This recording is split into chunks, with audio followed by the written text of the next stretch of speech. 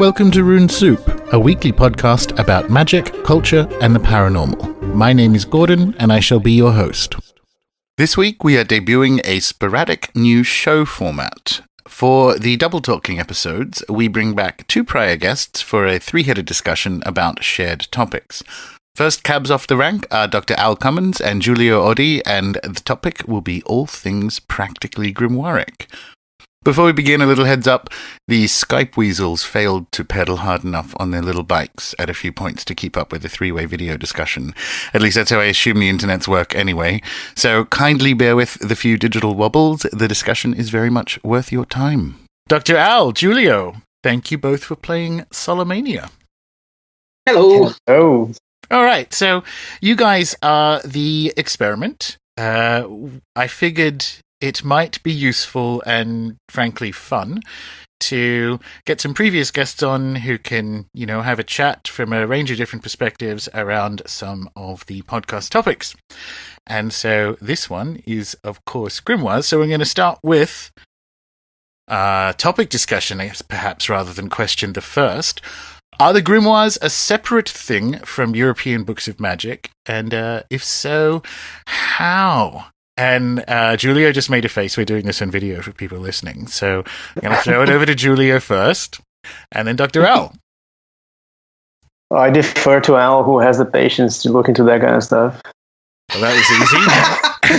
It's a great start. What is this, phone a friend? Let's go for it. Dr. Al.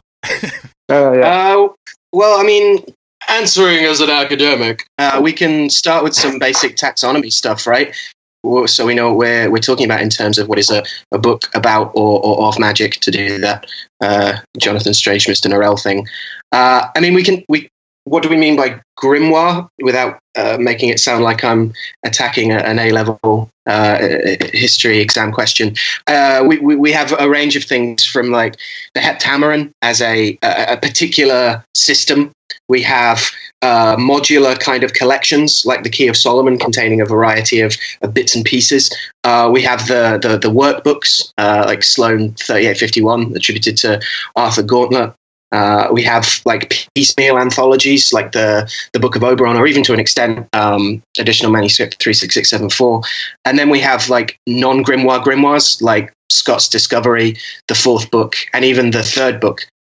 We've got the evidence that like Jim Baker presents of the curse cameo buried at the Lincoln's Inn pub, which shows precisely because it uses the misprinted lunar number square from the 1651 JF translation of the three books. We know it was being used for practical magic. So it becomes, I think it is worth saying that grimoire means an awful lot of different things. So whether or not we then say a larger tradition of magical books or magic books or about magic, then becomes a bit more contextualized, I hope. I think you forgot the Ars Goetia, man. Uh-huh. Oh, really? Oh, did I?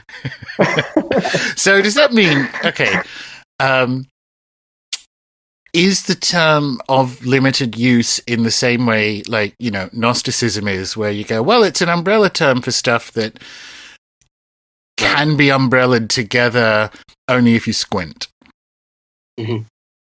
Julio? Again, We got to come on. Look, I have a pretty clear distinction about what the manuals are and books of magic. Books of magic, as I understand it, are tools in themselves, whereas the grimoires are the formulary of the entire tradition. And I see the formulary as a whole bunch of loose approaches to these spirits, which are most likely rooted in traditions that existed, perhaps in private groups and so on.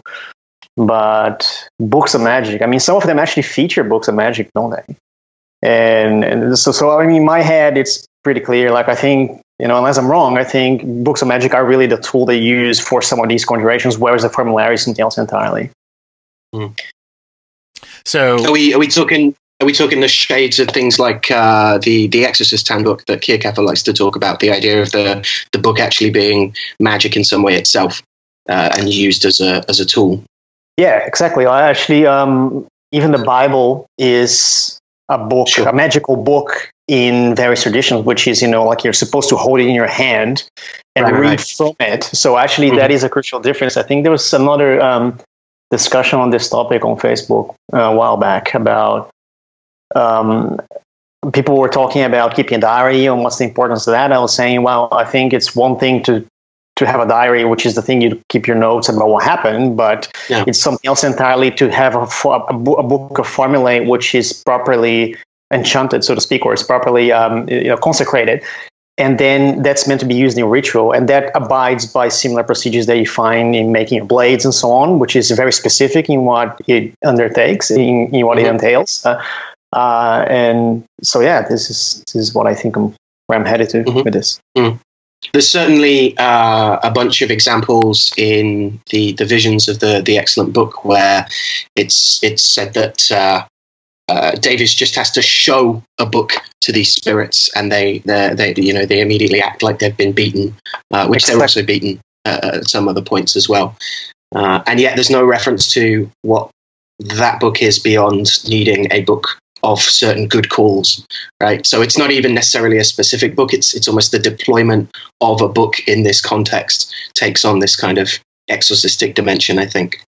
If I can make a risky association, which is really risky because it's one of those things where if you do the reverse, then everybody yells at you. But there's certain tradition in Haiti where the making of your book of magic is actually fundamental. So as you evolve within the tradition, you're supposed to actually paste in the stuff that they use and has been proven effective, because henceforth their book starts becoming an integral part of the ceremony. Right. And so that is one example that I have very vivid in my mind of a book of magic, where that is it's a book to be used in the ceremony. Is that implied, if not? Until you get to sort of excellent book and then later into the Blue Grimoires, is that sort of implied in the European experience, given that they were typically, and one of the reasons for the high mutation between them is that they were typically handwritten, coming out of a monastic tradition and then into the wider world, even after printing became both available and affordable. So is there some variant of that, maybe not necessarily as explicitly stated in Haiti? Is there some variant of that we may infer from the historical evidence, Dr. Al being the history doctor? Sorry, take me through that again. So what Julio just said was in Haitian traditions, the creation of a book is an integral part of incorporation into a tradition. Now, whilst that sort of word is challenging, and we'll obviously talk about it when it comes to the European magical book / grimoire experience, is some variant of that implied, given that the transmission was majority handwritten through the centuries, even after printing became comparatively affordable until you get to the grimoires. So you have the monastic, early stuff like Juratus and what have you. But then once it gets into the wider world, they still seem to be majority handwritten. So is there, coming back to the idea of what is a book of magic, what is a grimoire, may we infer something similar in the European experience to what Julio just said? I think we're into realms of talking about the use of spirit lists and the denizens of those lists as well. I think when we're connecting to, if I'm getting an angle that's useful on this, looking at like a cultural context of like who these spirits that are being worked are, beyond the use of or as part of the use of the book itself, the notion of like the specific way that particular rites are copied out, or even down to the hierarchies of where the same characters turn up in slightly different positions, I think is kind of showing that there's an element of reception, individuated reception going on, right? As I think I said before about the idea of them being individual footprints of spirits walking across human time. Like in that context, definitely the idea of producing specific inks, which is a massive thing for at least Sephiratio onwards. So the idea of producing your own magical inks, which are then used to write out these prayers and stuff. So the actual production oneself of the book becomes incredibly important, as does a whole host of other washing the Bible for its ink from the Gospels and those kinds of things. So there's clearly a notion of producing a book being something that's significant, I think. Yeah. Is there any way, this is a wrong word, but you get what I'm talking about. Is there any way we can universalize that to give a 10,000-foot view of what that might look like? Or do you is that just a fool's errand in general, or can we do it if we kind of split the story of grimoires / books of magic into different eras or chunks? I think chunks is always useful to a point if we are talking about context. But I also think there's elements of this that feel like they're getting at what is being distributed and what's being picked up on and what's being talked about as what's considered just what a magician does, the kind of common sense idea of what it is, whether that's acquire a prayer to Michael and a crystal stone and take it out into a field and stare at the sun through it, or that's engaging with any of the numerable books of receipts or books of secrets, as they're sometimes called, which, there's been a bunch of study done in terms of the history of proto-science as well. These particular experiments, whether these things emerge from collecting particular experiments that you then try and turn into a cohesive system, or whether or not the, notes to self kind of stuff, more like the workbooks, or whether or not people are starting with a point of access to a particular experience or entity in a lot of these encounter narratives. They're then building from there, and so that feels like the kind of contact leading to the formulation or the not that these things are ever whole cloth, but the codification, shall we say, of magical practice located around this locus. Located around a locus of a particular book, right? Mm-hmm. All right, so this one we'll start with Julio, because I think that's a neat slide into are there, because what you mentioned before, Julio, making a distinction, which I think is useful that we should come back to, between what you call manuals and books of magic. So when we have this, a few dozen documents over, give or take, 900 to 1100 years, maybe there are different ways or more useful ways of categorizing them now. So are there any, in your opinion, in your informed opinion, are there any explicit or implied universals to praxis that we can see looking back over the documents? So Julio first. Like, is there, given what we've just been talking about how difficult it is to how fraught, it's actually very easy, but how fraught it is to think about and sit with and categorize books of magic / grimoires. Are there any explicit or implicit praxis universals that we can kind of cook out of these books? Well, comes to mind the use of circles. That's one of the more, I think, remarkable things in all these manuals, that the circle and protection is one of the principal things that you can pretty much pick any of them and you're not going to see one that lacks it. Like, it's always there. The second thing is, I think, in no order of importance, but hierarchy is also there. I think that's, these are the things that you work in. But then again, hierarchy is in nearly any other tradition of magic that you can think of. The approach is always gradual to some direction. Like, there's always this is one of those mechanisms of magic that you can actually see and admit that they're global. But I'd say that these two are probably it off the top of my head. I think everything else is, which is not to say everything else is discardable. I think these things are frameworks that need to be worked in a more complete manner than just outright discarding first. I think we had the discussion, you and I, many times, but yeah, I think the common elements and the commonalities are really circles and hierarchy. Those are the two things, and two things that I bother to do some writing about in the survey sort of sense, just to elucidate to people, hey, these are the things that always happen, right? No matter where you go, this is going to happen. So yeah. Dr. L?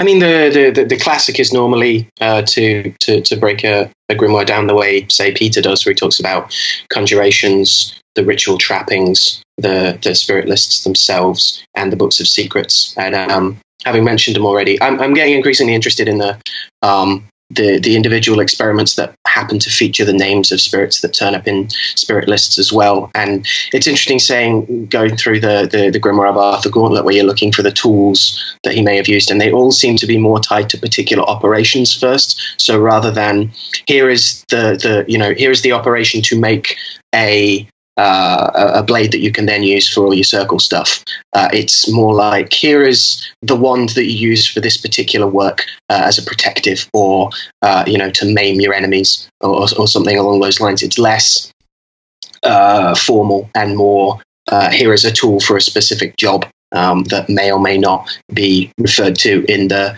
next 4 or 5 examples of a thing you can do with a hazel wand.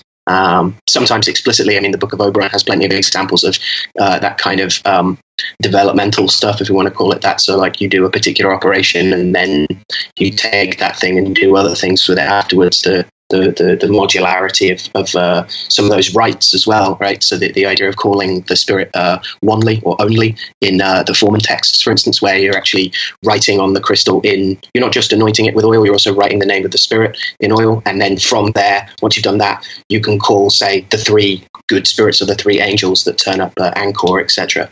And then from there, you do this other thing after that, and you do this other thing after that. So the idea of them building upon each other is interesting to me, if we're talking about the fundamentals. So the fundamentals, again, can be relatively straightforward, but you're almost looking at like a branching, like a cladistic sort of skill tree thing of, like, you do this thing, then there's this thing, then you get the choice of whether or not you're going to do more this or this.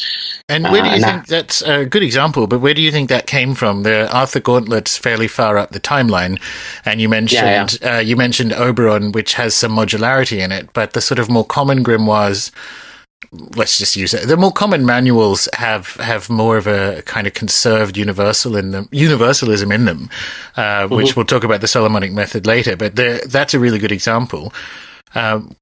How, and speculate wildly, because we're in a situation where there isn't that much in terms of primary sources, but is that quote unquote simple mutation from modularity in the kind of grimoire period before it, or is there a admixture of other practices that have then blended with a bit more of a universal approach coming out of the European grimoires? What do you think is going on with Arthur Gauntlet? Because it is quite a step change from the more common universal activation protocols that you can kind of cook out of the continental grimoires. So what do you think? Speculate wildly.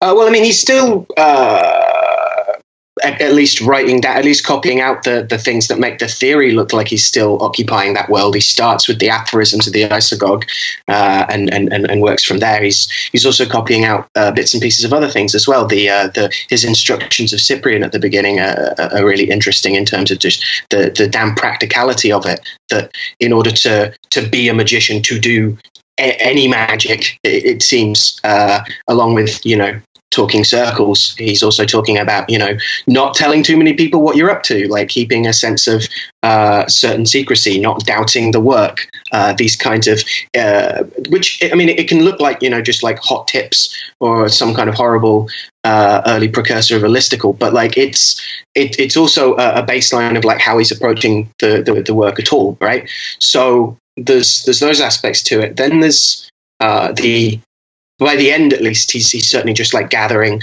oh yeah, let's have 18 different love spells involving apples, right? Let's kind of, there's a sense of cataloging at points as well. And so to what extent that's drawing on things that are around at the time. If we go back even like 100 odd years to necromancy, we get a similar kind of thing. It starts with lots of like, here is the way you do the circle that will do everything, and then you start getting other examples of like, but this circle does this specific thing as well. This working is for, you know, gathering a fairy horse to travel great distances. Like the specificities come afterwards, after this grand idea of the great mages doing the one set of things that does everything. And that interests me in terms of how much that's designed at the start to do everything, or what point it's allowing this kind of complexity of a skill tree to flourish. I don't know. What do you think, Julia? Yeah, I don't know, man. I'm not too precious about that kind of hot tip thing. I remember you posting about that, like, and it really came across to me from the author as being that, because it's something that reflects, I think, very much this worldview that this is all anchored on behavior, on other stuff. And I actually do side these days with the argument that magic is it's quite mechanic. It's not, it's not hinging on any of that. Like, it simply is hinging on your ritual being well performed. And actually, the reason why I like manuscripts, the more straightforward ones, I mean, to name the Ars Goetia among one of them, but not, I understand the problems that he has, and I actually have worked on the problems that he has, but I'm saying in general, that kind of manuscript is really straightforward, and I believe that is really it that it entails. Like, this is it. It's a set of procedures. There's no, like, you can be a complete, can I say asshole? Yeah, say whatever you want. Okay, like, you could be a complete asshole, as actually Humphrey and Gilbert were, according to their life stories. And or you can be a saint. It doesn't really matter. Like, or you can do this, or you can keep things secret, or not keep things secret. It doesn't really matter at all. I think once you, of course, I mean, okay, to an extent, perhaps the secrecy, when you develop a rapport to certain spirits, they may ask you for that sort of thing, but I don't know. Even then, when I'm saying this, it's a bit fallacious, because I don't want to keep the impression that I agree that this is really something you anchor your practice on. I actually find that the Solomonic tradition is indeed the offspring of dirtier magic that then went through other pipes until it became this more relatively structured thing. It's not entirely structured, but so it really is mechanic. It's dirty in the sense that it is mechanic. Like, it's this set of procedures here, do it, see you later, and it will work or not.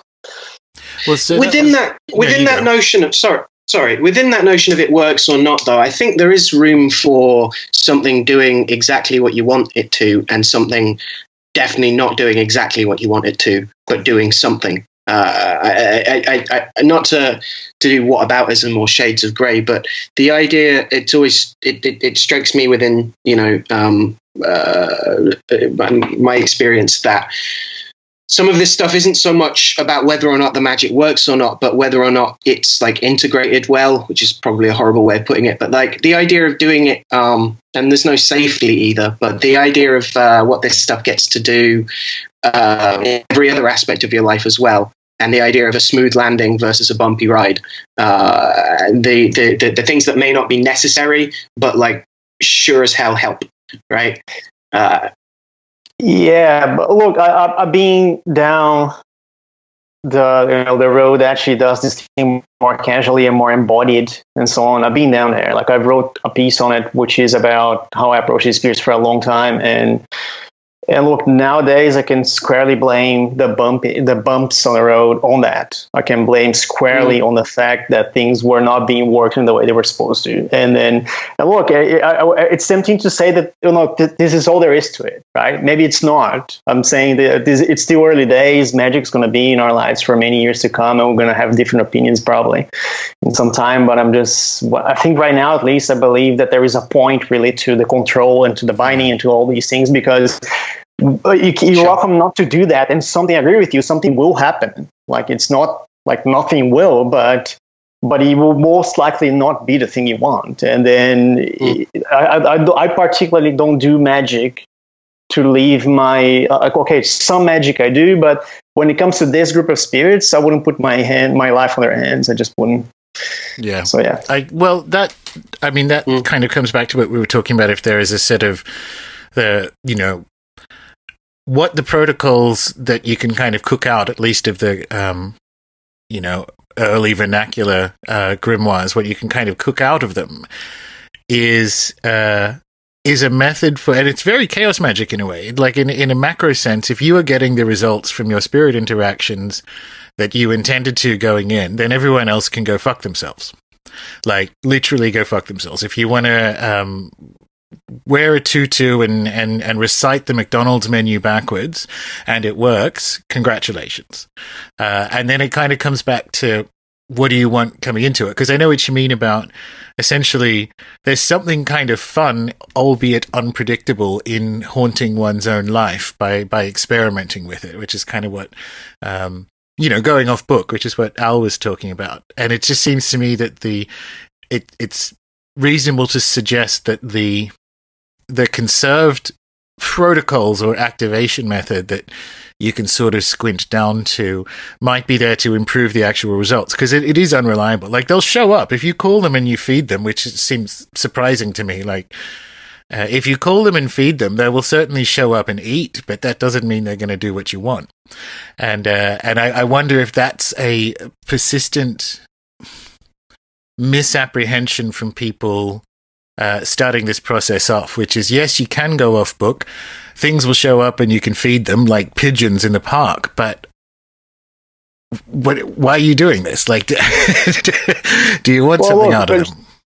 The show up is really, really I think it's, we may be jumping a few questions here. I'm not sure. You let me know. But I think the show up is really the crucial part of Solomonic magic. I think this is it. Like, I think it's unequivocal from the texts that this is what it's trying to achieve. And the entire show up business, if you're feeding spirits and, you believe they're showing up. Yeah, they could be showing up. Other things could be showing up too. Like it could be not them showing up. It could be something else showing up. It could be something else that will realize that you're going to keep doing those things and will keep showing up every time.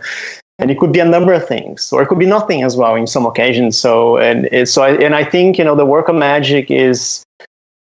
I like mine more forensic than that. I like mine to be more, okay, we need to understand what's going on here, because if you're trying to get to somewhere where actual power happens, then you need to scrutinize this thing a bit more than just this. Because sure enough, you're welcome to keep feeding spirits that you like, because you read the offices and you think, sure, I need those things in my life.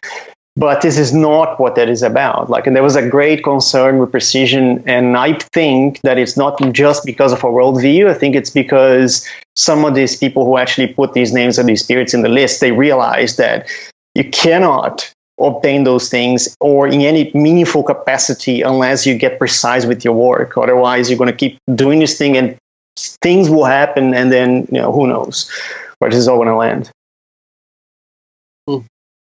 Comments, Dr. L? Sure. I certainly don't think we should be under any assumption that the stuff we were talking about earlier in terms of conduct and taboos, it should replace any of the actual structural necessities of calling, binding, licensing. Absolutely not. Those things are really important, and there are ways of approaching like the implicit explicit pact stuff around a particular working versus things that look more like binding a spirit to be some form of familiar, if I want to get into that territory, or if that just complicates things further. I think there are ways in which we can be approaching it that are useful for us outside of making any big claims of them turning up just because they want to turn up as well. I do wonder about how many of those cases of they turned up before I was even finished are legit. Maybe that's just me being salty. No, that's fair, because I kind of want to come back to there's almost like heuristics or a decision tree you can have in your head if you do want to go, and it's not necessarily recommended ever, but like people kind of think they can. You have to learn. You have to get your own fingers burned. So for people who are beginning at it, they're like, oh, well, I'll just do it this way. When it doesn't work, or if it goes wrong, it seems to me that the decision making after the fact needs to be different, which is like, well, I went off the reservation. Maybe I should go back on it rather than go further off it and try to solve it that way.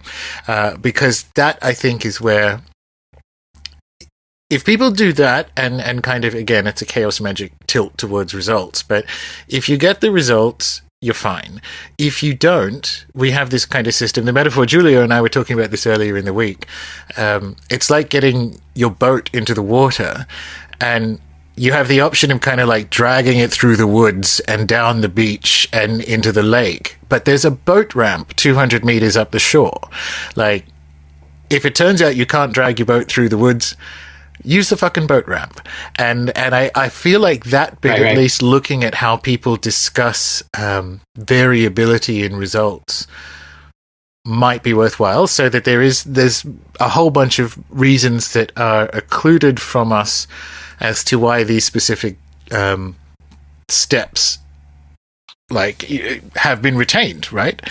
And you think, well, you can think about it and talk about it and speculate about it, or you can do it. And I think if people want to experiment, it needs to be it seems to me that the experimentation needs to be variation of the conserved system and moving back, because it by all accounts appears to have worked historically for quite a while. But thoughts? Yeah, look, thoughts on that. Like, obviously, the manuscripts are all they're about the spirit introductions. That's what they are. They're not about what happens once you establish that introduction. And obviously, by extension, the work is going to become what it becomes once you establish those things. So it's Tinder. Yeah, pretty much. Yeah. So yeah. Okay. So no, it is, and I think that you actually don't. What was I going to say? You kind of distracted. Did I distract you with Tinder? Yeah. Put your phone down. Yeah. Then you. No, look, they're about the introduction. I think that the boat ramp argument. I'm thinking about this is a following formulae or not, and I really don't see. I think there's a lot of power in doing this work in a manner that you abide by the initial rules of establishing contact in the manner that are in the manuscripts.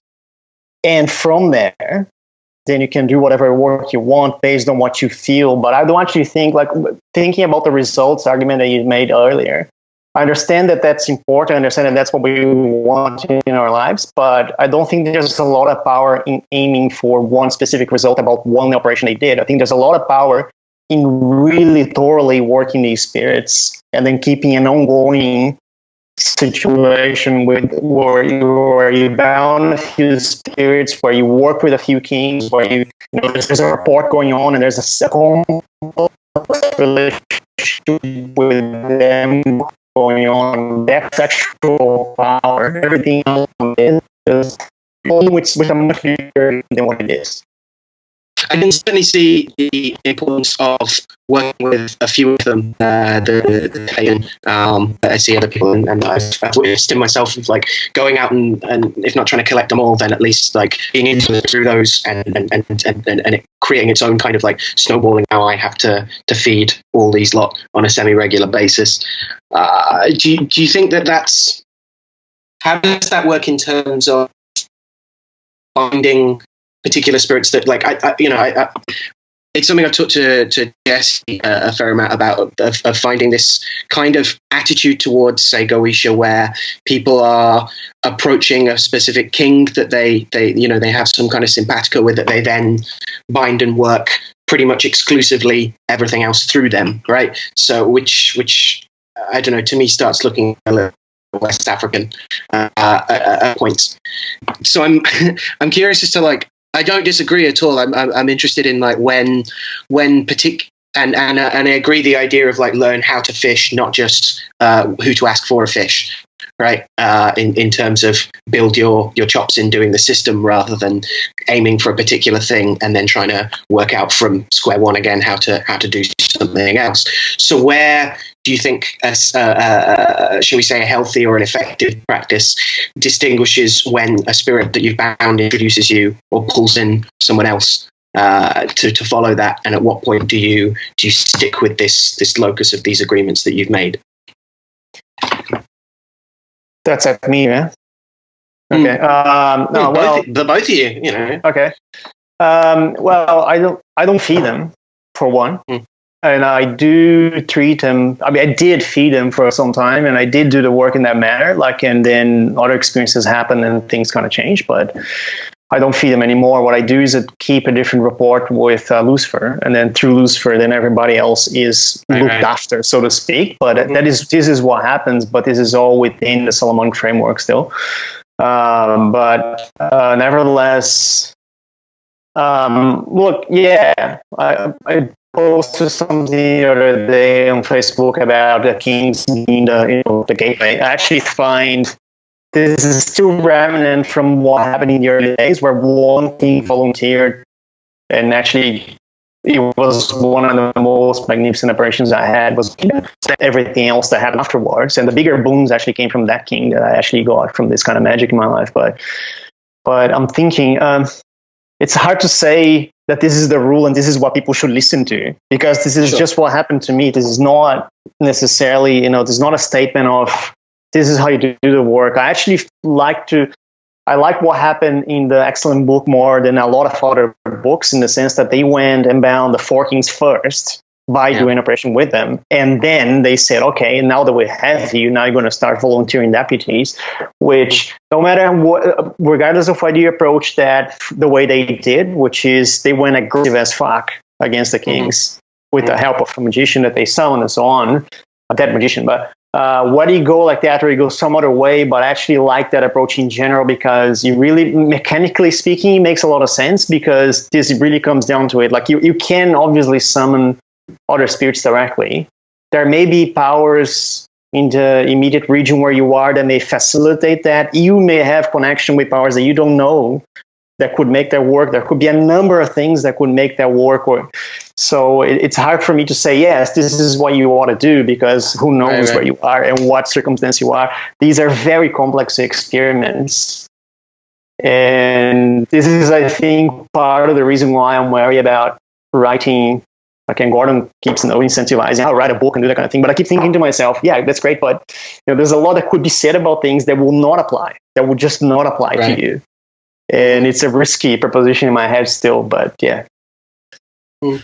So, I mean, we kind of talked about what you guys are talking about there is the next steps after the Tinder introduction. That sort of unpack if you do. In theory, if you do things as advertised in the system. So, I mean, can we pull this system out, like a quote-unquote Solomonic system, as a separate thing to the kind of story of the books through time? Like, we've got circles and hierarchy. What else is in the introduction system? Like, are there any other universals to do with things like tools or additional tools, if you can consider a circle a tool? What are your tool rules? Julie has firmer rules about this than I do. Yeah, he does. So please. Same here. Yeah. Now, look, I'm a big believer in tools. Like, I think they really make or break a ritual, or like they can make or break a ritual until you establish rapport with certain spirits. I think there are certain traditions of witchcraft that can facilitate that kind of thing and then ultimately replace that kind of thing. But it's, again, a risky proposition, because it really depends on what it is and what kind of contact the lineage had with those spirits or not. It depends on a series of things. So even in saying that, I'm already thinking to myself, I should probably not have said that.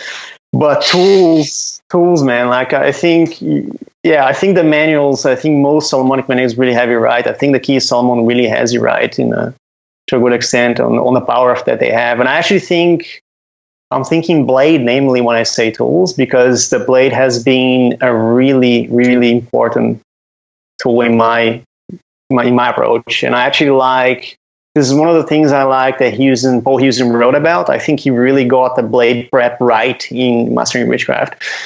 And I did make that blade as my second blade ever, and it was very effective. Like, I have a third blade now, which is my lifetime blade. and it's going to be forever. But that was really effective. That was really good. And I believe in making things really, really right. I believe that making tools in general is not as hard as people think.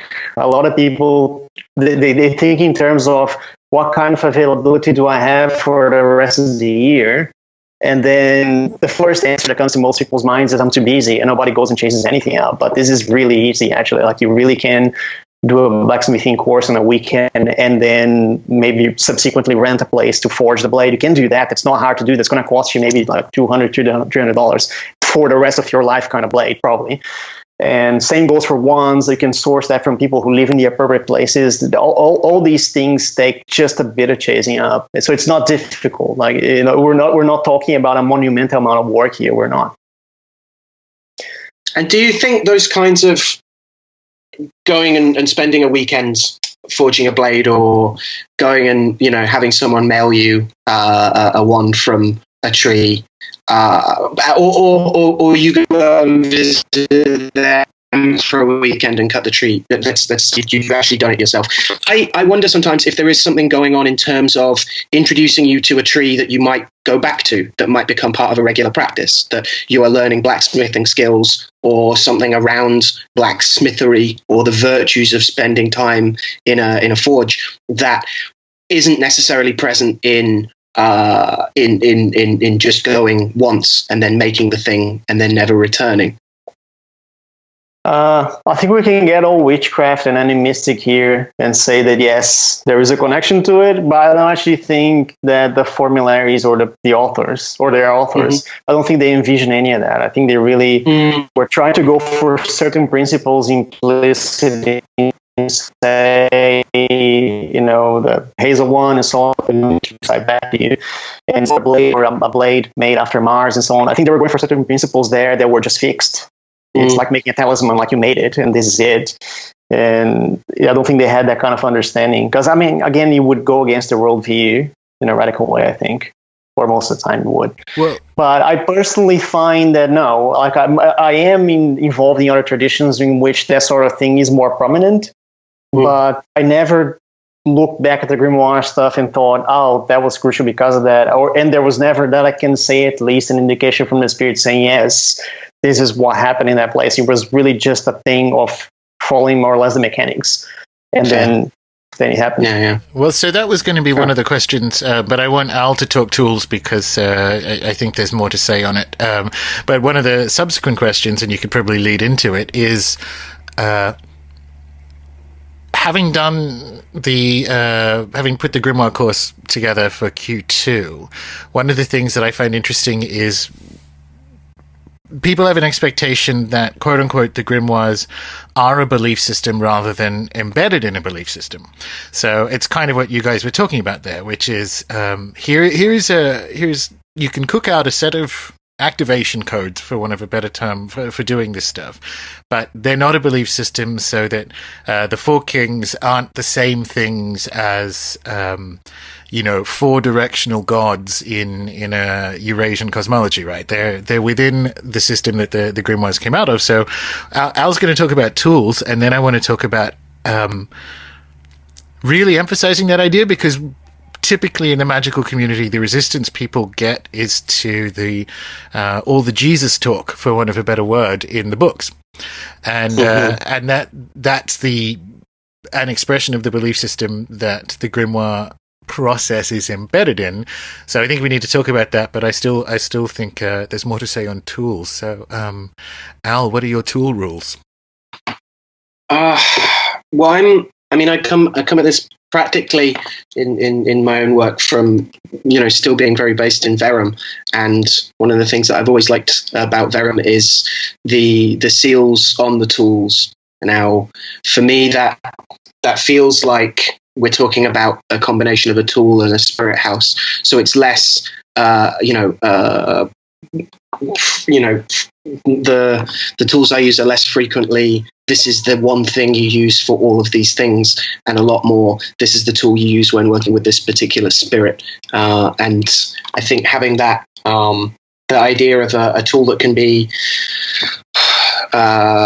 what can I say? The plate that I might dry particular ingredients on, being attributed to a particular spirit, has more of a quality of like giving that seal and working that spirit through this object and in tandem with the spirit to do this thing. Than it has with a set of stuff that I empower myself with that I then approach the spirits using, if that makes sense. So for this, go on. No. I mean, this, funny enough, where I want to kind of plug in both of these perspectives on tools is that once you're in the blue grimoire period where you have, higher degrees of mutation and presumably, well, a lot more influence of things like culture and fiction and folk magic as people started to, be able to read and use these things. Somewhere in between the two perspectives is something that strikes me as a missed opportunity for this kind of grimoire-ish, revival-ish period, which is, as Julio says, properly forging a sword is, I'm not speaking from experience, but is easier than it may initially appear. And there's this kind of performative, I'm not diminishing art or magic by saying there's a performative art project opportunity for people to take these things seriously and experiment and mutate from them, which I think is quite, which I think is underexplored and should probably be explored more. Like you mentioned, the plate that is dedicated to a spirit or what have you that has particular herbs drying on it. This is all really like fun and exciting stuff that is, I mean, admittedly in the later books, but it is in there in the books for you to kind of explore and experience with. And I guess that's a performative way of pulling the question back to, are these systems belief systems, or are they embedded in a belief system? And we should talk about that. We should talk about what is the vernacular era belief system that the grimoires are embedded in, and kind of how far off the reservation, we've sort of talked about it performatively, but how far off the reservation can you go belief system wise? Like, can you just swap Jehovah for Hecate and bash away? So let's have that discussion. Julia first. Oh God.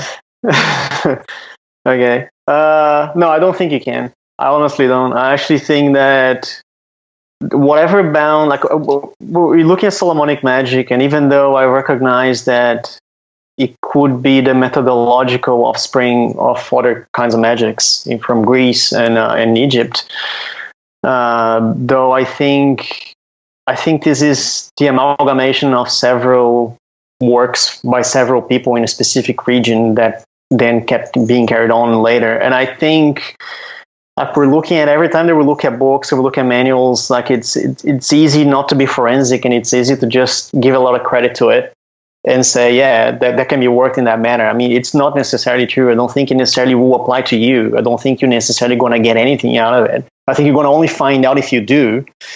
And look, I have a complicated opinion with regards to these demons. I have these demons. They're all demons, but I believe that they can only be bound by the same names that they have been bound before. I don't think you get to go, oh, hey, call it by name or so-and-so. Like, it could be meaningful to an extent, like they could consider it, but it's really difficult to think that you would effectively bind that same spirit by a name of a god that has probably never bound them before. And then you're just really here, like, you're shooting in the dark, like you are really trying to find a black cat in the dark by using a completely wrong tool for it. And again, look, you may be able to catch the cat by chance or by virtue of whatever, but it will not be the same thing as working within the tools that have worked before. Sorry, to say names are tools is a bit of a simplification, but you know what I mean. It's the names that have bound them before. Sure. And the idea of like names of power being appeals to precedent is, I think, very important. That they're not just, this is a magic word made of magic things that when you say it, magic happens. There is a not that it's not that, but that there is a exactly that this has worked before, and that this is as much an appeal to you remember what happened last time, which is not just like an idle threat. We're into, I don't know, fancifully it feels like we're into the realms of ritual circles being somewhere adjacent to chronological time, having that kairos element of each of the examples of this being done before has this kind of palimpsest of this weight behind when you say it, that you're part of a greater current and an inertia, which is partly the mechanical efficacy of things like lineage. And especially if we're talking about like Solomonic stuff, right? You know, if it's Solomonic, it's based on Solomon's authority and wisdom, which is granted by a very particular deity. And so to do something else is to do something else, right? Which, as you say, may or may not be effective. There are sort of, that's, dare I say, doubly correct, because you're right that it's, and we'll get to this, but I think it's unreasonable to describe it as a living tradition because it doesn't pass down through people, but it has a tradition of like prior practices and a system of conserving itself through time, like Superman time pods, so that you can actually stand in the weight of previous people having done the same system and that contributing power, or sort of like walking down stone steps that have been worn by prior monks, and that's half of it, and then the other half of it is performative in the sense that we like it kind of comes back to, I guess, towards the beginning of the discussion where I'm like, they will more or less show up, but if you want them to do things like it's not about you. So, I have an early childhood. My early childhood experiences with American churchianity, which isn't even Christianity, means I'm not interested in this, so I'm going to call you in the name of Epona and other Celtic horse gods. That's just dialing the wrong number. Like, who is this bitch? And so there's kind of like two bits to it, which is you become more effective by sort of standing in that current of history, but also they're under no obligation. You know, you can't get my phone number wrong and call me Esmeralda and expect me to show up. Like, right. I just wonder if there's, and is that sufficiently hard and fast to say? Like, and I really think it is, because we've been talking about experiential spectra here when working with or sitting with or thinking about or performing different magic books, but I kind of, this is my Julia line, right? I draw the line at this, which is it emerged from a specific belief system in which it's embedded, and to mutate that is potentially too far off the reservation. Comments, questions, thoughts? You know, I keep wondering every time whenever that kind of thing happens, if people who assiduously propose, does that word exist in English? Assiduously. Okay, it does exist. Yeah. What do you mean propose? Yes. I mean, what goes through their minds when they propose that you can bind these spirits in the names of other gods? I mean, would they actually go through a voodoo initiation and try to bind them below us in the name of Cthulhu or something? Like, would that be okay? Because, I mean, why not, right? Why does it end at the end of the day if you can do anything with anything? Because you justify on the fact that these other gods that you believe in, they are somehow connected to the early origins of the universe or whatever, blah, blah, blah. But does it really matter? I mean, where does it end, right? You can essentially do anything with anything, if that's the kind of thinking. And I mean, and look, and that said, if you do have this much of a thorough understanding of who these spirits are, okay, then don't listen to me. But otherwise, I just find that, it's the kind of thing that people are trying to solve a problem of identity for themselves first, which is, I like those spirits. And then second comes the system of magic, which is the wrong order to do things. Well, you landed on, we're heading towards the end of the questions then. Who are these spirits? And secondary question, because I know this will be fun, do you need them to visibly appear? So who are they first? Like, you kind of they have been historically categorized as demons, and frankly, most of that story. Where that gets interesting for me is, and I think we briefly discussed this when you were on, which is well and truly over a year ago, but the teleology of demons changes over, and even just the ontology of them changes over the grimoire story, because in some cases they're fallen angels who can be redeemed. In some cases they're kind of they are not inherently evil in that kind of Eastern Orthodox way. They're not evil. They're evil indeed rather than core. And so what are they?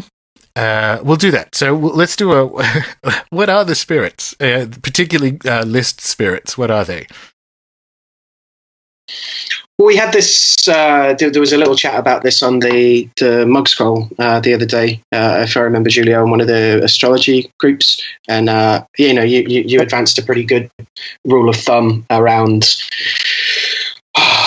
Demons / fallen angels of a Judeo-Christian framework, which is utterly the case when we keep peeling back the spade keeps digging deeper in terms of, say, if we're naming specifics, Belial, for instance, just keeps going further back, and some of this idea of being the first after the emperor, it looks a little bit more like it's based on at least a memory of it being incredibly old. The documents that we keep coming up with, and the Solomonic and even actual of Solomon rather than later medieval Solomonic. The texts around what Solomon himself was up to all feature some kind of take on that. We've also got a variety of minor gods or formerly major gods, which is often the one that people want to jump on for the argument that, for want of a better term, a polytheist, Goetia. And exploring what that means is rich, especially when you're taking into account syncretization with other cultures' demons or other cultures' notions of demons as opposed to specific spirits. But then you've also got, there's also aspects of like where we start getting into some explicitly necromantic territory in terms of what might get called mighty dead. But then there's also the stuff that I'm getting more interested in, which is the folkloric dimension of devilish characters and customers. So there are some things that look like bogeymen, that look like Germanic or other European, spirits that frighten, talked about in terms of frightening children or of stealing children, or it's stuff where it starts to look a bit more like fayish, shall we say, stuff that starts to look more like, yes, of this particular woods, there are these kinds of there is this creature or these creatures that are legion, but are all kind of the same and have a figurehead, and this travels as well. And so this idea of them being tied to, if not specific places, then emerging from a specific kind of place. And then you've also got the elementals as well. Yeah. Jimmy Savolomalius. Jimmy Savolomalius. Oh, God. You have an actual fairy in the Oberon. Of course. You do have spirits from different traditions in there. Like, that's the thing. Like, people don't grasp how batshit Solomonic magic is. It's entirely batshit. Like, it's nuts how, like, you obviously are with the power of God and all that, which is, a precept of the belief system as well, that God bound all the other spirits and so on. Right. That you are really talking not just demons from within its own system, but you are talking gods from other systems too. Like in the PGM, we have extensive use of that, of Yao coming as a last name on top of Horus or Horus Harpocrates and so on. So you have that. And so it really is bad shit in that sense, that you are calling up mighty dead, you are calling up minor gods and so on. It's incredibly ambitious, what it tries to do. It's nuts. Well, that sort of speaks to its focus on, look, just activate these protocols, and it's a method of experiencing and interrogating the non-physical. Because Belial's a good example. The most obvious one is Astaroth being Astarte and backwards into Sumer, frankly, at that point. But these things are passed through that PGM Eastern Mediterranean area where it's not, and it's surprisingly persistent, but it's not that early 20th century, frankly racist and naive anthropology where this kind of stuff went underground because of church oppression and carried on. It wasn't like a deliberate burial. It actually passed through a system where the classical scholars were trying to work out, okay, so we're Christians now, then what even am Hecate, what even am these things, and putting them in you see the beginnings of that, of a fallen angel, or, well, not beginnings of, but you see a recognizable attempt to import these different concepts into the kind of new regime or the new worldview, and it's kind of that worldview that sort of staggers through history. I think, anyway, that's the worldview that kind of staggers through history once that's set as a Solomonic thing. Because, as you say, it is batshit. Like at that point in the Eastern Med, like they were trying to do,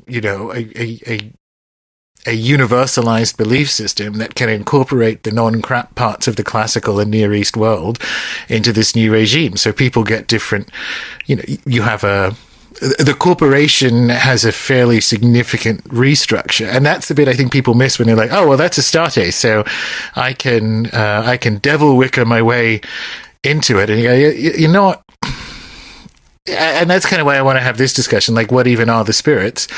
I think that is permanently bound by their embedded belief system from a thinking with. As if you kind of widen it out and you go, well, what are they? And well, shit, they're what are any spirits? Like now you've asked the biggest possible question, like what is the universe? But I really like that we had that. Go, Julio.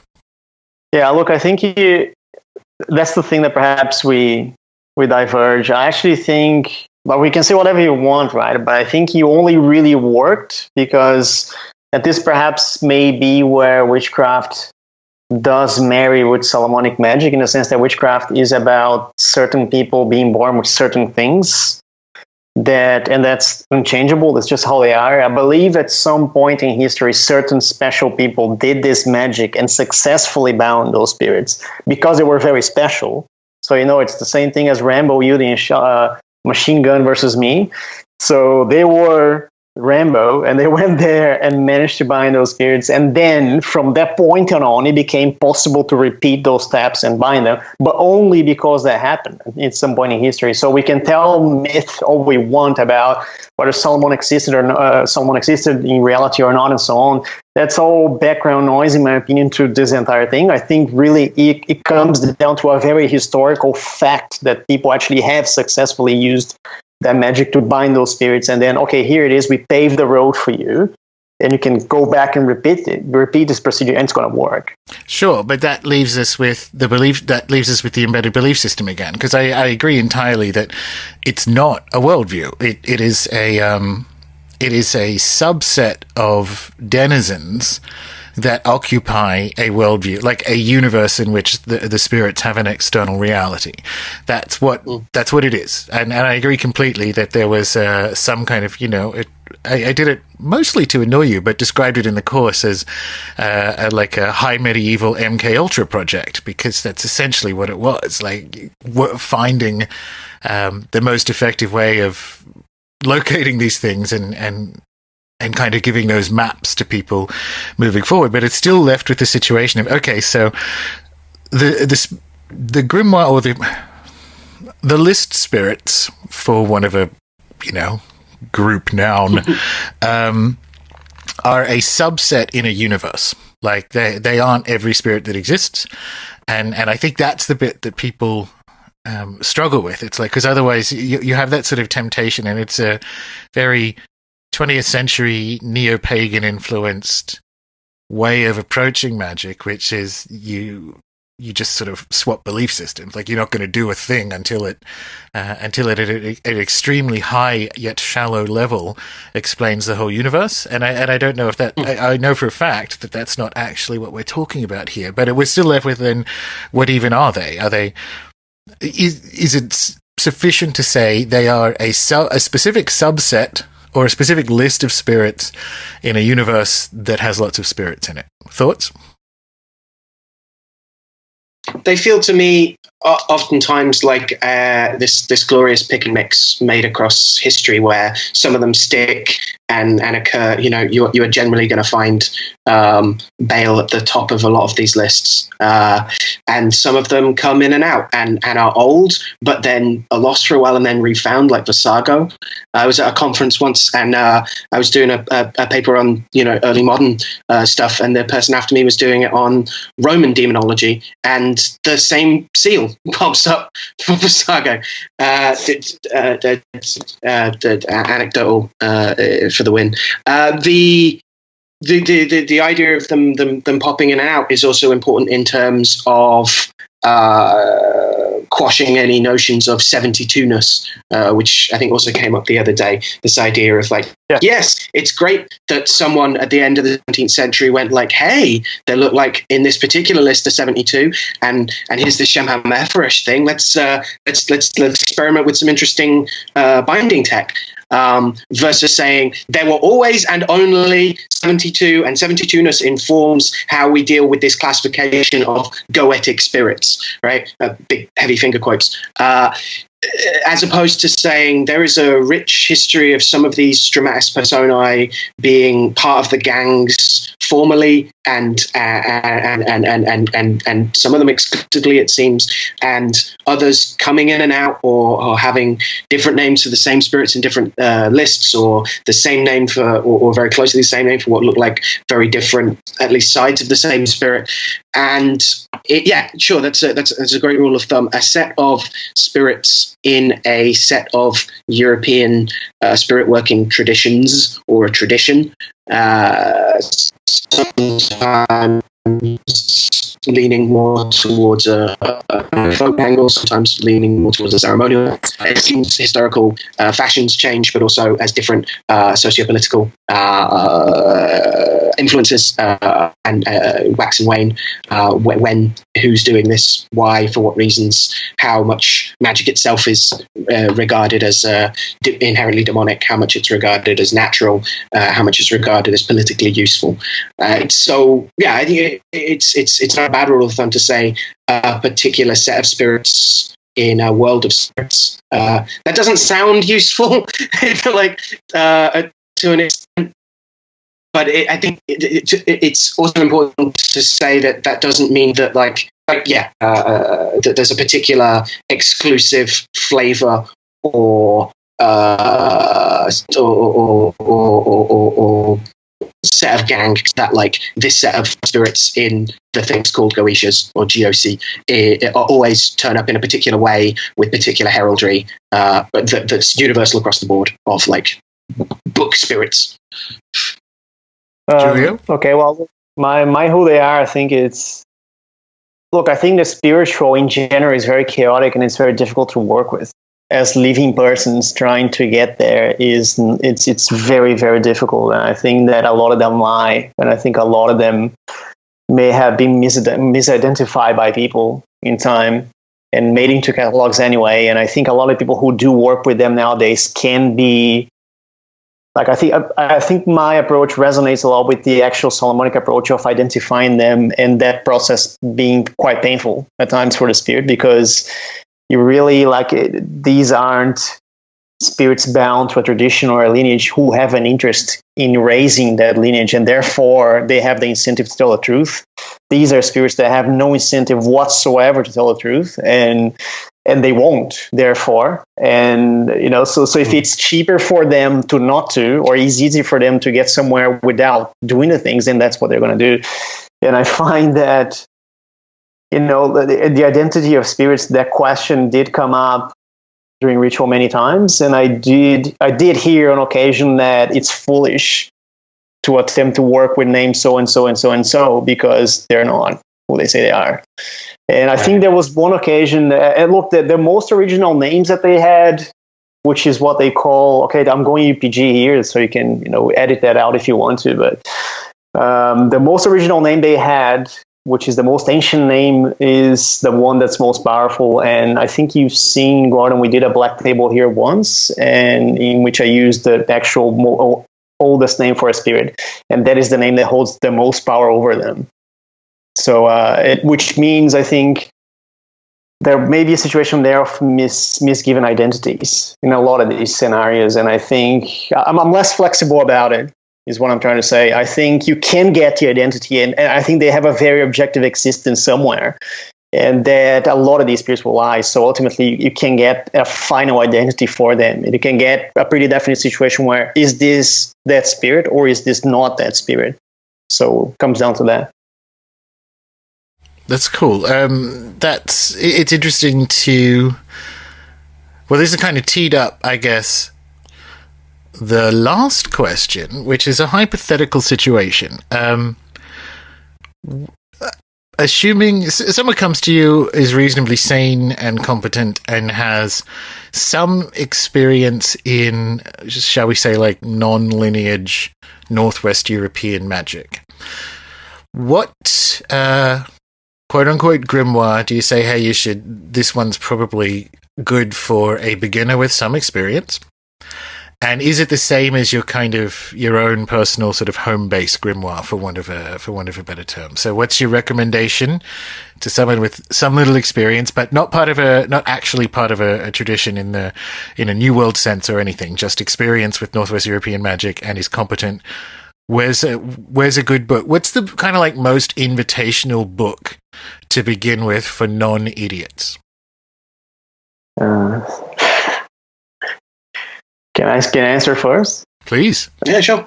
Okay, look, there was another day, there was somebody who asked me about the Hygromantia. And I think people were left in the impression that I worked that book. I didn't, but I think the question came followed by, do you know any groups that work it? Do you know anything like that? And I think no matter which of these books you pick, you have the choice of working the book or not. You have the choice of getting the book and then going in as if you know nothing, assuming you know nothing, and then doing the work and then seeing how things unfold, or you can start throwing in lesser banishing rituals of the pentagram and you can wing it.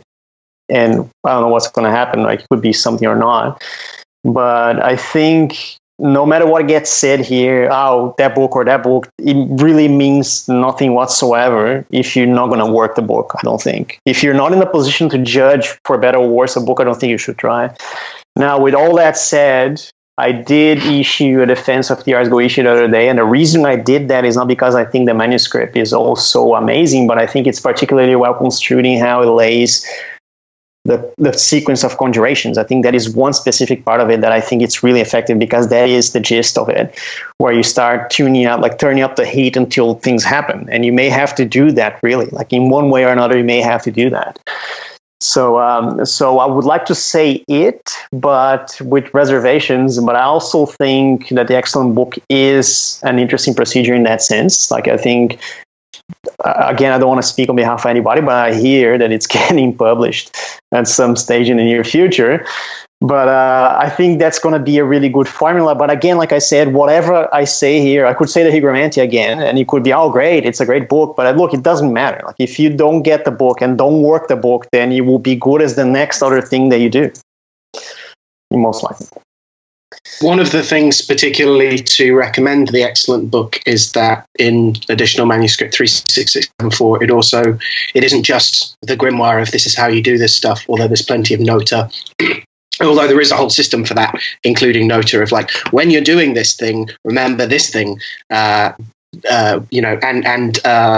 suggestions of particular kinds of, not even workings, the thing about, telling the spirit that you've summoned to find a ring that you've hidden, so that you prove that it knows what it knows, but then telling it that you think it's lying anyway, right? So not just things that require a mechanical operative kind of thing, but how to get one over on them, like this advice stuff. But also within this grimoire that also gives advice are the visions, right? So we get the behind the scenes of this is what it was like to have the dreams and see the visions of you doing stuff in the spirit world and interacting with the spirit world and in this kind of ecology of spirit, and exactly how texts are said to be transmitted in a variety of ways. And that's one of the reasons why I think it would be yeah, I agree. It'd be a very useful thing for people to have, because it gives not just what, but like how the what came and what it feels like when the what is happening to you. Because I do think it's actually working a thing is transformative, and like takes on these layers of it being a whole process. It isn't just a thing you do on the weekends or every other evening. It informs everything about the way you are in the world. I think most of the people I've ever spoken to that seem to have been doing this, for want of a better term, properly, it changes you. And I think having that in mind is important going forward, so you don't worse go mental. I think it's also worth bearing in mind that some of these grimoires or the spirits around them seem to enjoy laying armchair traps.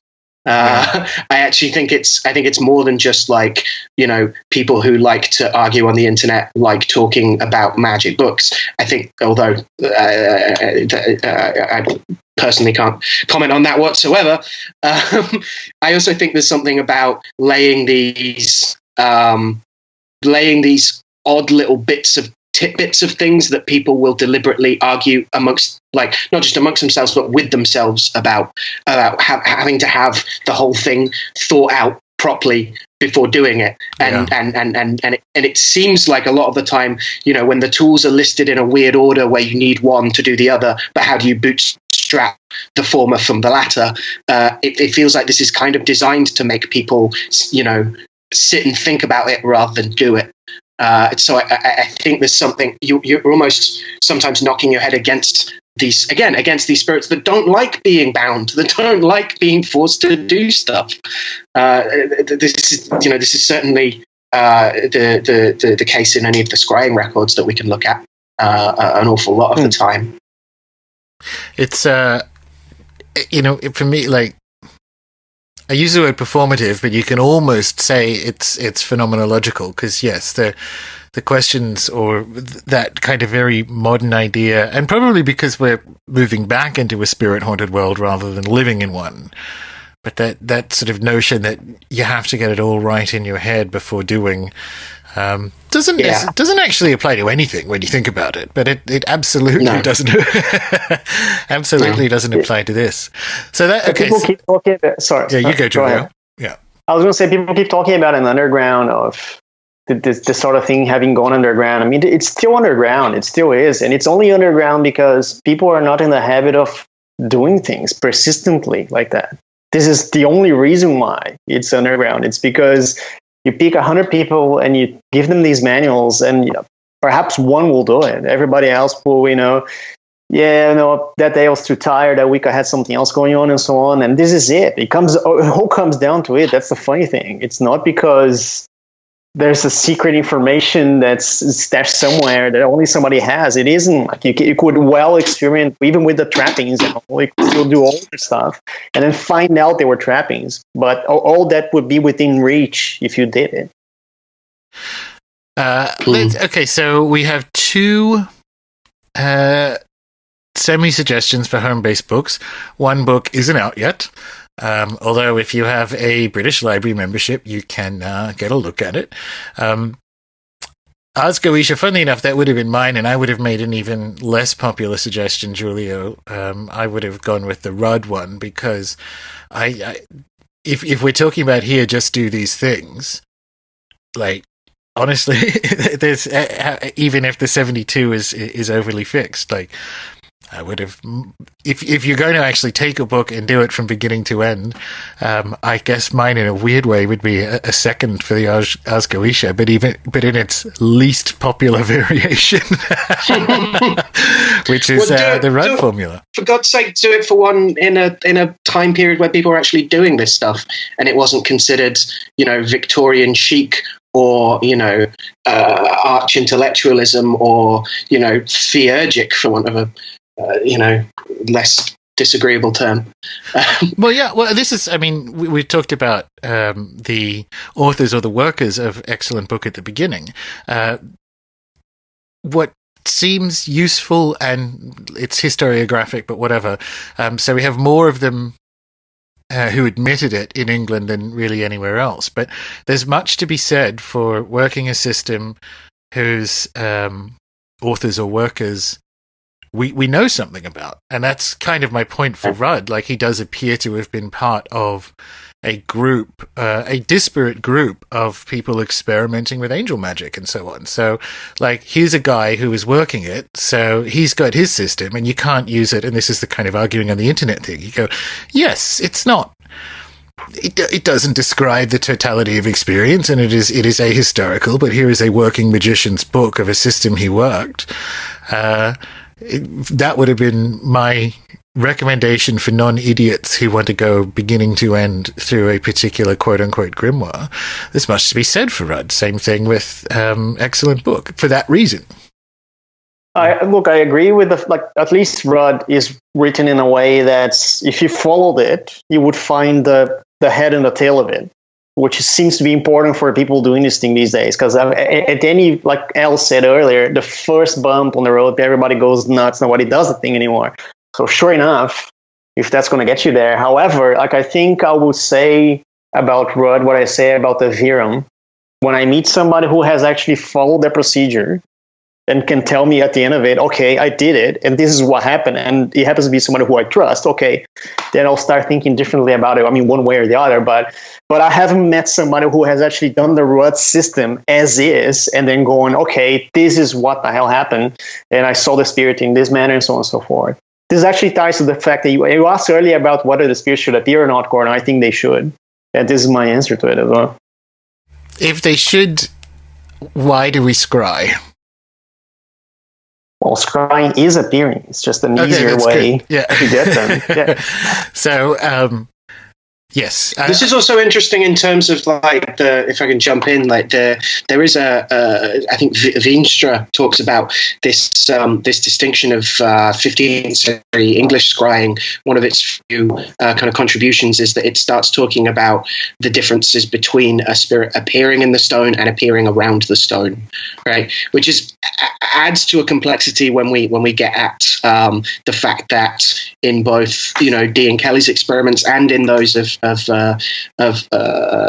Gilbert and Davies in the excellent book, they see themselves in the stone anyway, right? So when we say around the stone, do we mean the stone in the stone? Do we which screen are we using here? But also the fact that the stone itself is a locus of divinity, as I think Harkness puts it, that the spirits can turn up around it as well.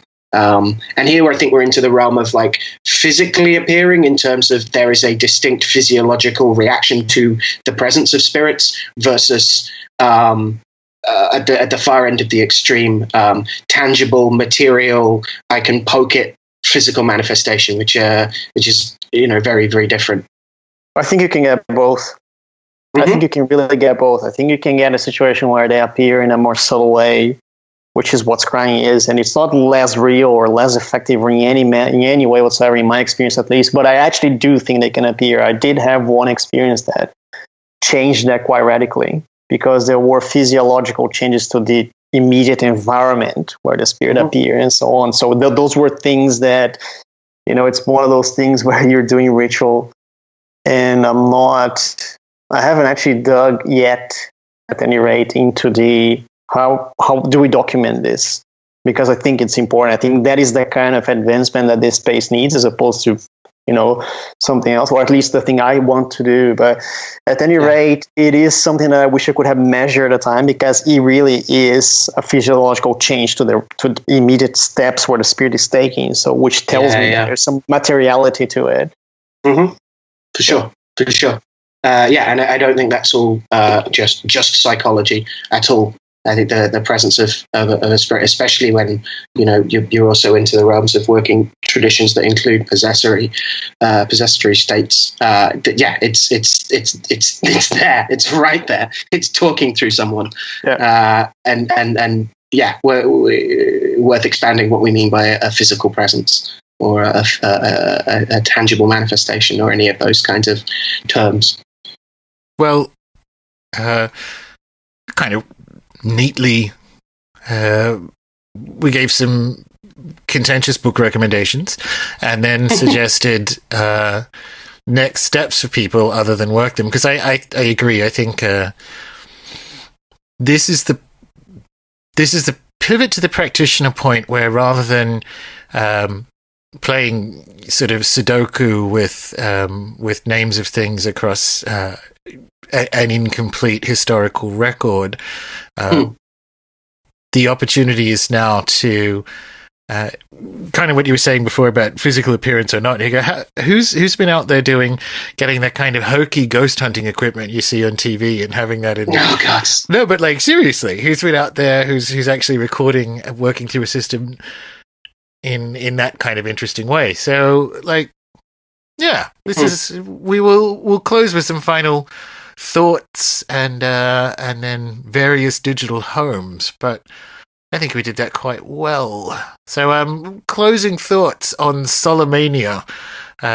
We've got recommendations. Where are other places other than yourselves that people should look, and so on. We'll go with you, Julio. Okay, I'll stand by what I said earlier. I think they should. Look, in this recent conversation I mentioned earlier that I had about somebody asking about the hygromantia, I think there was a lot that I started thinking about after that, and I was thinking, like, you have the chance to write your own history as a magician in this thing. If you really want it, you'll do it. And I think no matter, like, nobody can give you that. There's not a single person that can buy you that. Like, the books are there, they're translated, they're relatively straightforward to do. They may take some work. It's not the kind of thing you're going to do on a weekend, but that is it. So I think, pick a grimoire you more or less resonate and you think you can realistically do, and then go and do it. That's it. That's the whole shebang. Dr. Al? I think if we're talking scrying, I want to leave throwing a little hand grenade in, which is to talk about, or just mention, like, divination and kind of the lack of it a lot of the time in these things.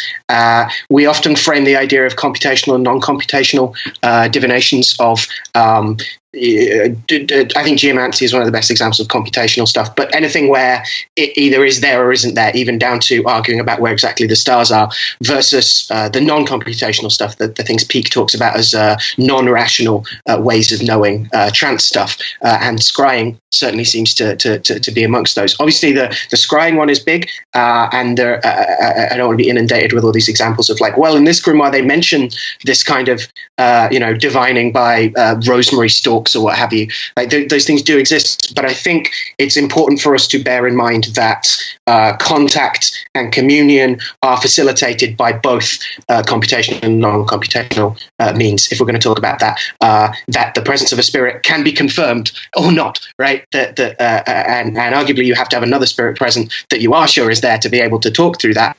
And there are those own kind of bootstrapping problems when you first get started. But I think having a means of throwing sticks of geomancy is my main go-to these days, of, like, here are 16 figures that have pretty specific yes or no answers for particular contexts, and that particular spirits speak through in different ways as well, and that this gives you a better way of having handles of how a spirit reacts positively, how a spirit reacts negatively, how a relationship is built and developed. I think that's a useful thing to bear in mind.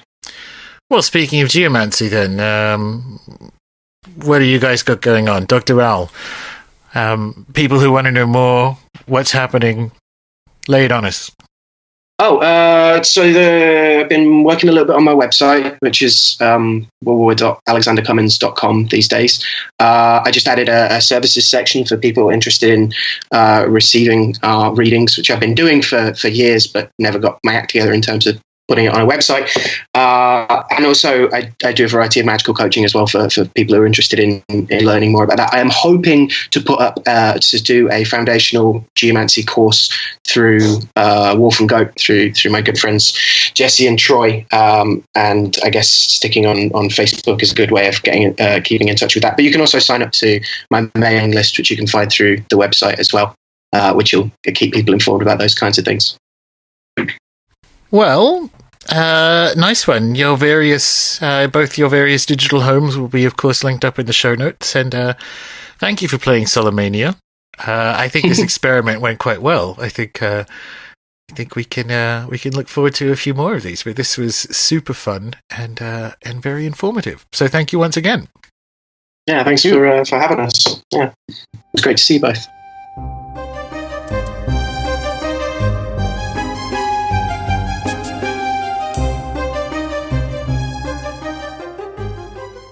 Grimoires, manuals, books of magic, scrying, circles, and stringent opinions. These are a few of all our favourite things. Be sure to check out the show notes for more information, and for even more information still, subscribe to the show on YouTube or in your favourite podcatcher. And if you've ever meant to put aside some time and really come to grips with the history and story of the Grimoires, think about becoming a RuneSoup Premium member. You'll get access to all previous courses, including the Q2 one, which is specifically on Grimoires. Beyond that, be sure to swing by the RuneSoup Facebook page and or find me on Twitter, where I am Gordon, Gordon_White, WHITE. Until next time.